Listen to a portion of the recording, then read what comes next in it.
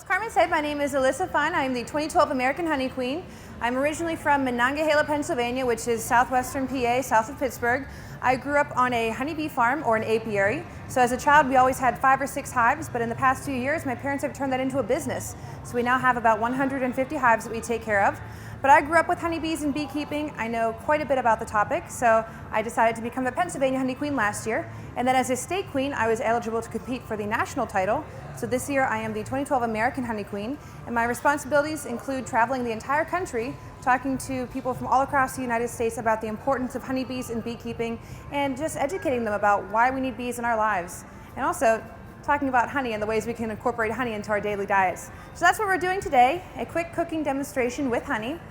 Just to let you know that if you have any questions throughout the presentation, feel free to just put your hand up and ask me. I love to talk and answer questions, so we'll try to answer any of those that you might have.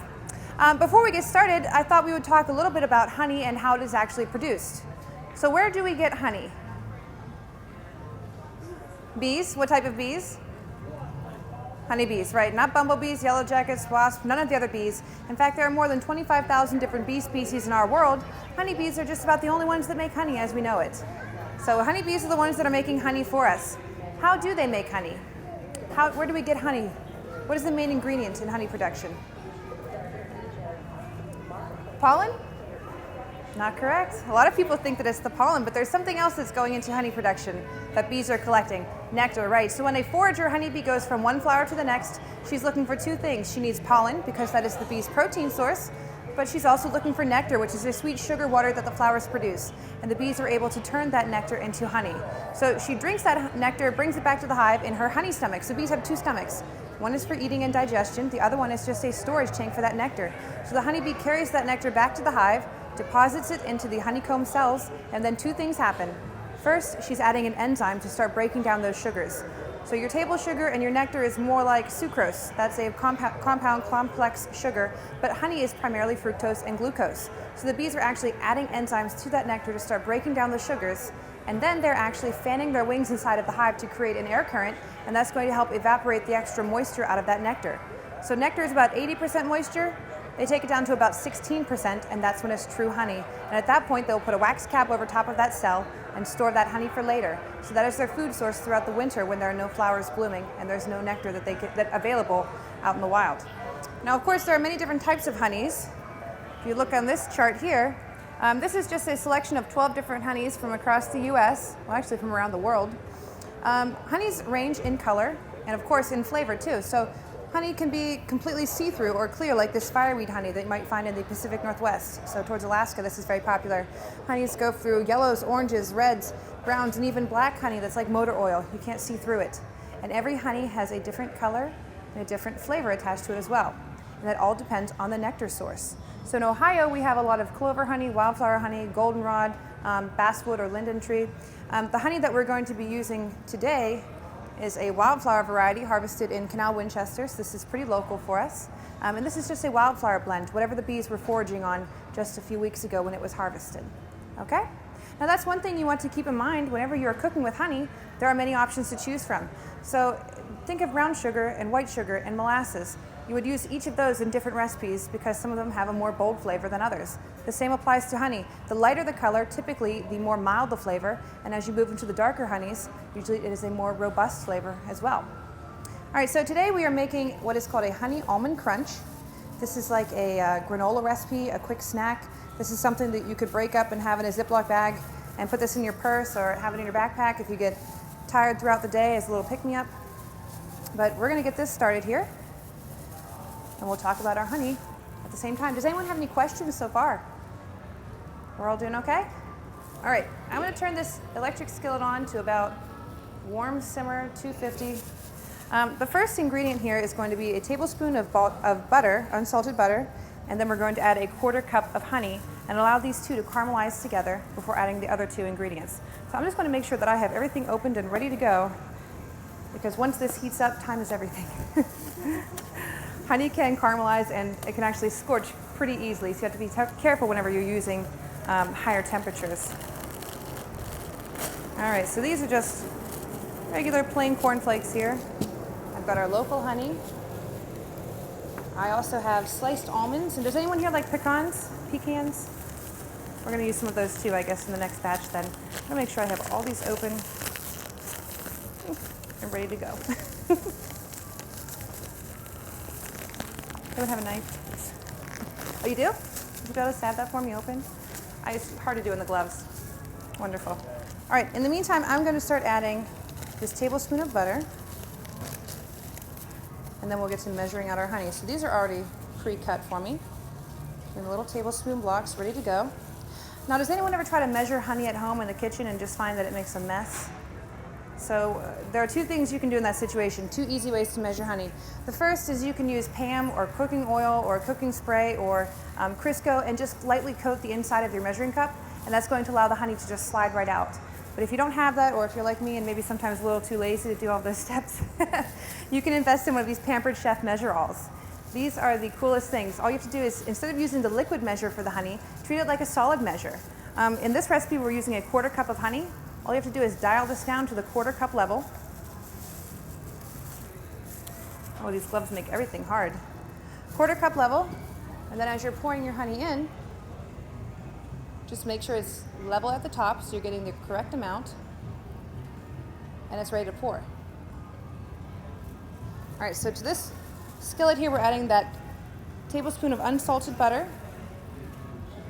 and as this starts to melt, I'm going to add that 1/4 cup of honey.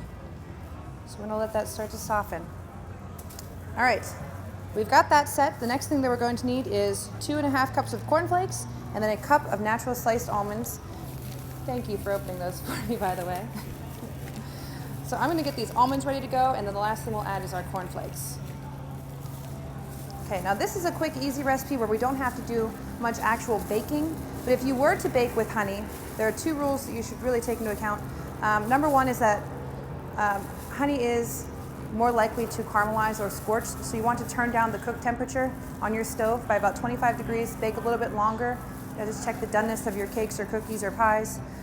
Also, whenever you use a cup of honey, you need to add a 1/2 teaspoon of baking soda to that recipe to neutralize the acid, because honey is slightly acidic.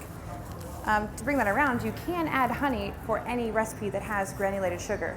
But you should really try to only substitute honey for up to 1/2 of the granulated sugar in any recipe, just because some recipes are meant to be used with sugar. So, for instance, if your cookie or cake recipe calls for 1 cup of sugar, you can use a 1/2 cup of sugar and then a 1/2 cup of honey, whichever one is a lighter honey, a darker honey, whatever works. All right, so I've got this 1 cup of slivered almonds here. I've got these pretty much ready to go. My butter is softened here. I'm going to start adding my honey. Okay, here's our just about a cup of almonds. This slides out very clean. And if you have a spatula, make sure you scrape a little bit off. I'm just going to use the side of the pan here. Why am I scraping this honey? Because one little honeybee here in her entire lifetime makes 1/12 of a teaspoon of honey. So it takes 12 honeybees to make just 1 spoonful of honey for us to enjoy. I don't like to waste any, so if you have a spatula or just scrape that off with your finger or a knife, make sure you get all of the honey, because those bees work so hard to make it. All right, so I'm going to let that start to warm up. And I'm going to add this cup of almonds. And I'm going to start measuring out 2½ cups of our cornflakes as well. And for that, I'm actually going to use the other side here.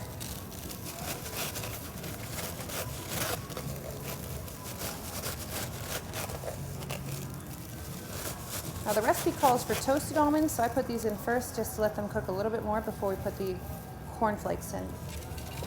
So I don't know if you guys can really see here, but this is starting to caramelize and starting to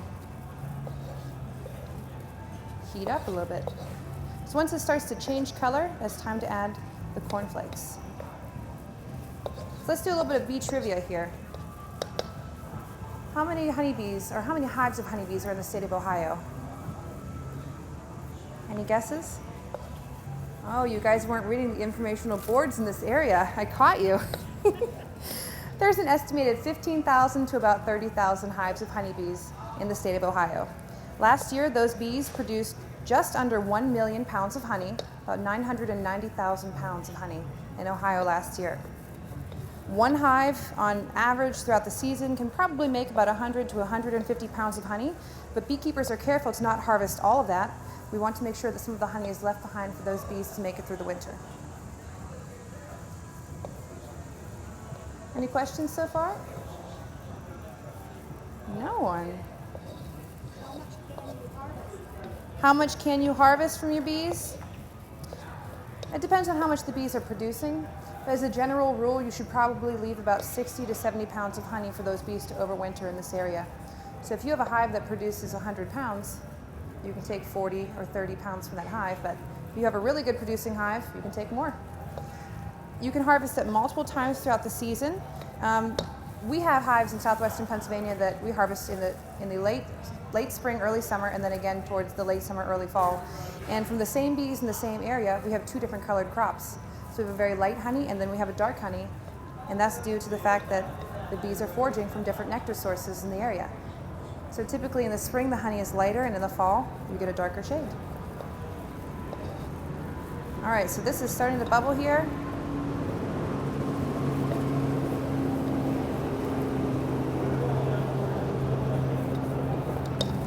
Go ahead and add this 1 cup of cornflakes, and I need to get 1.5 more to finish off with the 2.5 cups.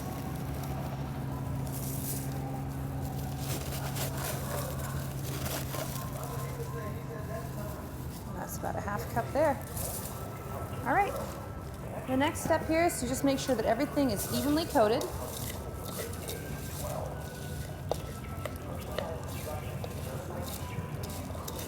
Try to mix everything pretty evenly.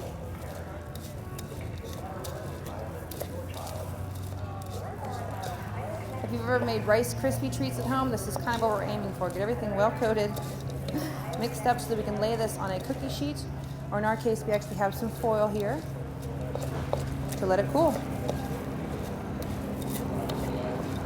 Now the reason I really love making this snack is because, again, you can put this in a Ziploc baggie, a Tupperware container, have this in your purse or have it in your car, in your backpack, wherever, because honey is a really great energy source. So if you find yourself getting tired throughout the day and you need something healthy to snack on, reach for some of this.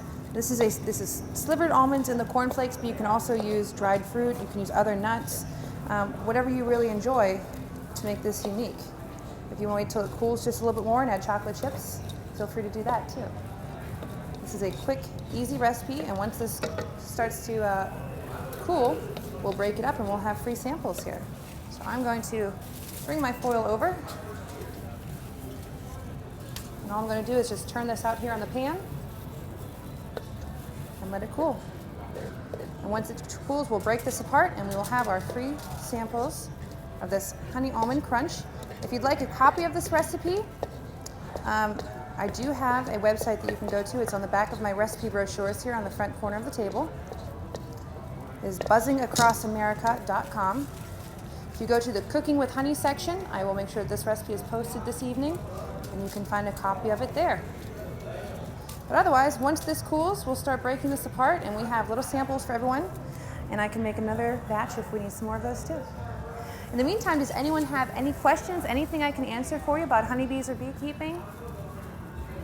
No one? All right, we'll get you some honey and wake you up then. This is that recipe brochure again. This is myself and the American Honey Princess, Danielle Dale. The two of us have exactly the same job. We travel across the country for 1 year representing beekeepers from across the entire United States. This is my 14th state so far, and I have probably about 8 or 10 more on the list before the end of the year. But I go to a lot of state fairs. We do education in elementary schools, Girl Scout troops, Boy Scout troops, media work, government visits, whatever it takes to get the word out about the importance of honeybees and beekeeping. The honey that they produce that we've used in this cooking demonstration is great, but the most important product of the hive that honeybees give to us is honey, pollination. Pollination is what gives us our fruits and vegetables. Honeybees account for nearly 80% of the insect pollination in this country. Basically, 1 out of every 3 bites of food that we eat every single day is somehow affected by honeybee pollination. In fact, the almonds that we just used in this recipe would probably not exist at all without honeybees, because the almond crop is produced in California, and that's the world's almonds. This year, 1.6 million hives were taken to California just to pollinate one crop. So we would not have almonds without honeybees at all.